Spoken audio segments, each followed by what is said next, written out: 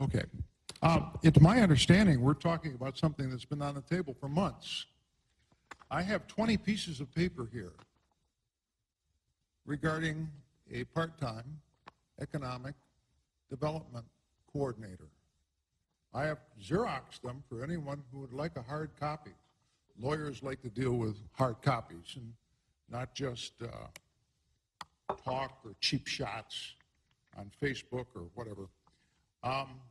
I would hope that we could methodically walk through this issue on the basis of need.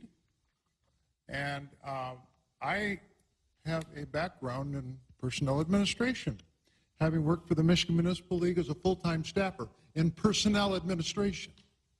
And I asked for two things, and I got them. One, I wanted a resume, and Mr. Heitman's resume was in our packet, and it's a single-spaced, two-page resume. And then we have what you call a job description sheet, and in the contract, the duties are listed therein. So for the sake of our listening public, I would like them to know about this issue having been on the table for 3 months.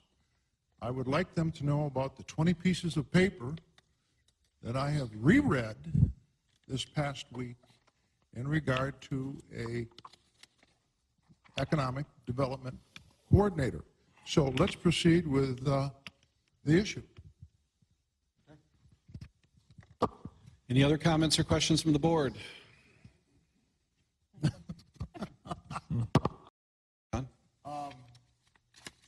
My calculus, which I haven't had since Wyandotte High School in 1966, is that if we don't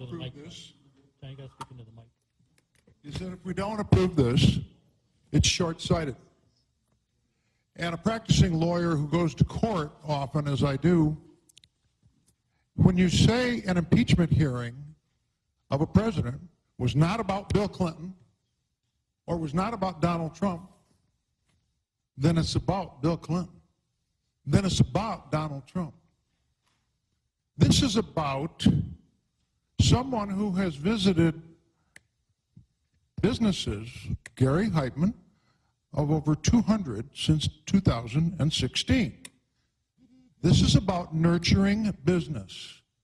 This vote, the only proper way to frame it, you're either pro-business to nurture business, smokeless, wonderful high-tech businesses that we have.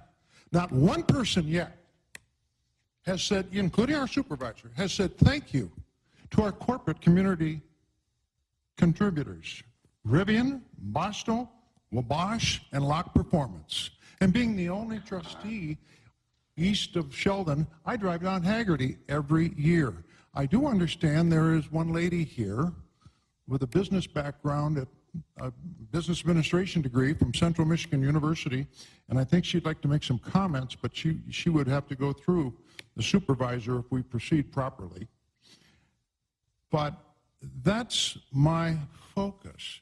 You either nurture good business and you have a Bosch who's contributing over $100,000 a year to STEM programs with the Plymouth Canton Community District. Hello? A lot of German engineers. Do you see the German flag there by Wabasto? A lot of German engineers like classical music. I remember 25 years ago when running for office, former supervisor Jerry Law felt it was necessary to make a $300 contribution per year to the Plymouth Symphony Orchestra, the cornerstone of our culture. The executive director of the Michigan Philharmonic happens to be here tonight. This nurtures and enhances our quality of life. I do believe, but understanding right now, I think we're ready. There's pent-up demand. And I think we're about ready to launch into engendering and nurturing more good business here. Good heavens, I do not want, if those of you who are informed, if you're not informed, let me tell you, we could lose Rivian to California or we could lose Rivian to Illinois where the production facility is. They're producing an electric vehicle platform this August. No one has put that on the record here tonight. I don't know why we have not had a chance to, okay. I would hope that we would talk, and I'll conclude with someone else's words. Wes Graff, the 12-year executive director of the Plymouth Chamber of Commerce, which includes Plymouth Township. He is 100% in favor of this economic development coordinator. And we're just shooting ourselves in the foot if we continue to be negative and derogatory. There's no room for that because credibility goes out the door. Thank you very much. Okay, Bob? Yeah, so I have a I support the golf course 100%. I admire the job they did, and it's very honorable. Somehow in our township budget, I missed the appropriation for the arts. I have two deep thank yous and gratitude. First of all, and I'm sure everyone agrees with me, and joins in me with thanking Fire Chief Dan Phillips for scheduling vaccine shots for all of his firefighters. That is an example that resonated around the state of Michigan.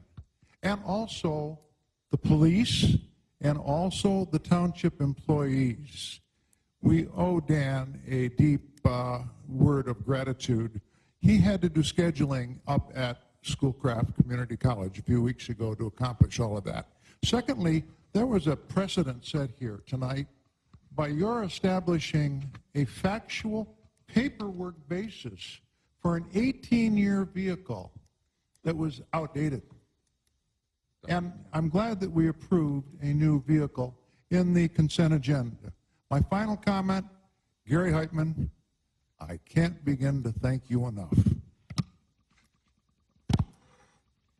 Okay.